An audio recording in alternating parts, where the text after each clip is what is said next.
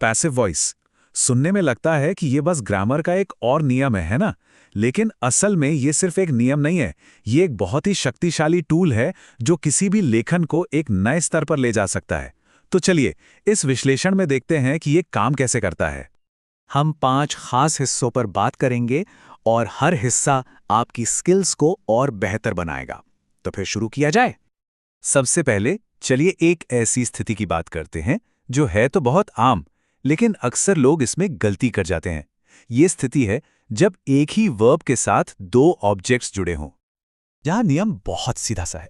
अगर 2 ऑब्जेक्ट्स हैं तो इसका मतलब है कि पैसिव वॉइस बनाने के 2 रास्ते हैं। और इससे फायदा क्या होता है? इससे वाक्यों में जहां चाहें वहां फोकस बदलने की आजादी मिल जाती है।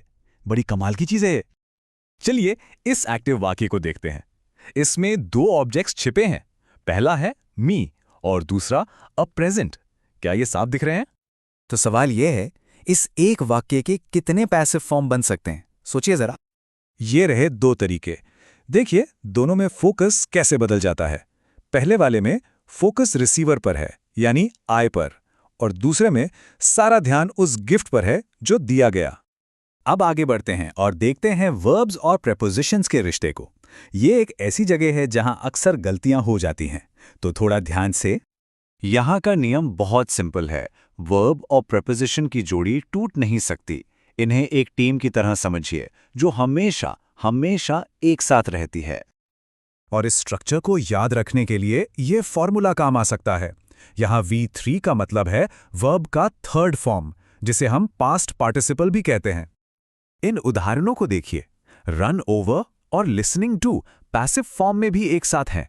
वर्ब से प्रेपोजिशन को अलग कर देना ये एक बहुत आम गलती है, इसका ध्यान रखना है। चलिए अब एक ऐसी चीज पर आते हैं जो एडवांस्ड स्पीकर्स को बिगिनर्स से अलग करती है। वो है ये जानना कि बाय का इस्तेमाल कब नहीं करना है। ये एक छोटी सी डिटेल लग सकती है, लेकिन है बहुत ज़रूरी। सही प्रेपोजिशन का इस्तेमाल करने से अंग्रेजी बहुत नेचुरल और फ्लुएंट लगती है। इस टेबल में कुछ आम उदाहरण हैं। इन वर्ब प्रेपोजिशन की साझेदारियों पर गौर करना शुरू कीजिएगा। देखिएगा लेखन में एकदम से फर्क महसूस होगा।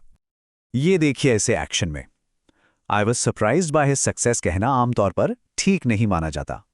सही प्रेपोजिशन है एट और विथ, जैसा इन उदाहरणों में दिखाया गया है। अब बात करते हैं कुछ विशेष नियमों की जो अनिश्चित सर्वनामों पर लागू होते हैं, जैसे somebody या no one।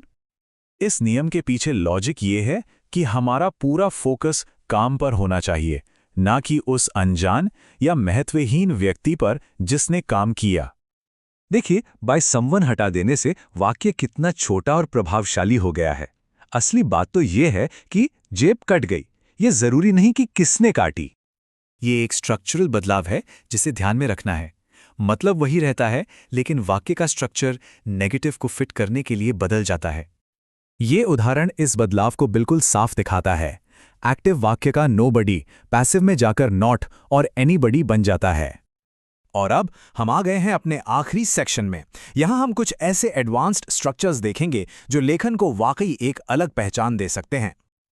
ये देखिए, इट इज़ टाइम वाले स्ट्रक्चर के लिए एक खास फॉर्मूला। ये थोड़ा मुश्किल हो सकता है, इसलिए इस फॉर्मूले को ध्यान में रखना फायदेमंद है। ये रहा इट इज़ टाइम स्ट्रक्चर का एक साफ उदाहरण।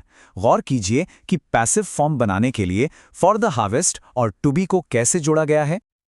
ये उदाहरण दिखाते हैं कि पैसिव वॉइस कितना वर्सेटाइल है। पहला उदाहरण देखिए, इट इज़ सेड दैट, कितना फॉर्मल लग रहा है, जैसे कोई न्यूज़ रिपोर्ट हो। और दूसरा, promises should be kept, कितना शक्तिशाली और टू द पॉइंट है, जबकि one should keep one's promises उसके सामने थोड़ा हल्का लगता है ना। तो जैसा कि हमने देखा, पैसिव वॉइस सिर्फ एक ग्रामर का नियम नहीं है, ये तो जोर और फोकस के लिए एक रणनीतिक टूल है।